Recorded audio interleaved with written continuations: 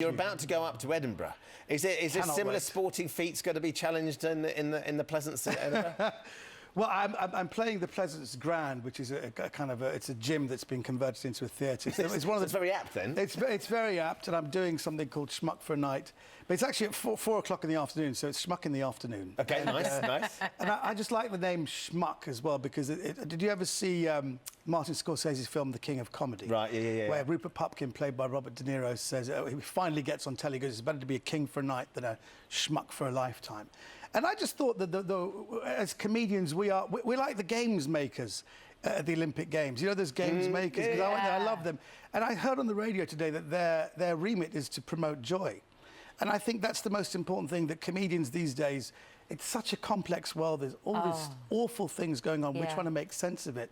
But we're trying to still promote joy within that. And of course, I used to be able to do that with a bit of a dancer shimmy and doing things with my microphone, which I shouldn't have been doing.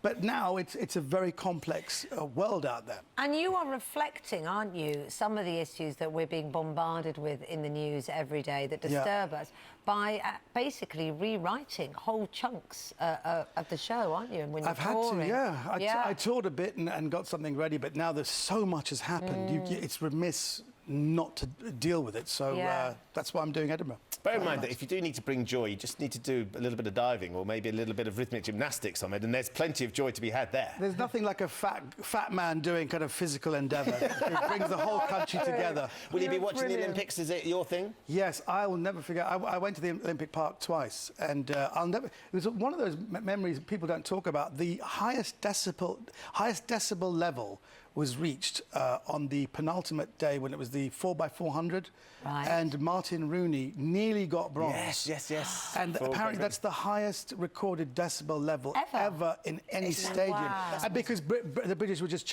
screaming for him to get bronze. He didn't make it, but he just missed it by, I think, 0.2. And you were there lending your voice?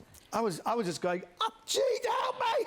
I was going deaf. It was incredible. But that's amazing, isn't it? Because that's something people don't realise when you're watching it on the TV, the volume that the athletes have to deal with and how that affects you. And it's very moving as well. I remember I loved the opening ceremony in 2012, but it was really, I was watching it in the afternoon in my pants, just watching it. It was really Gemma Gibbons, who was the judo, when she fell to her knees and said, "Thank you, I love you." It was incredible. And I really got emotionally involved with it. Well, look, good luck in Edinburgh. I hope you have lots of noise and not that awful killer for comedy's silence.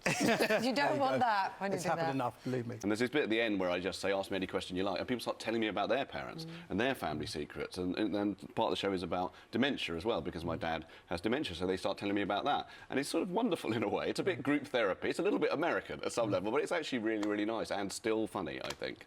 Talking about funny, so you've got your book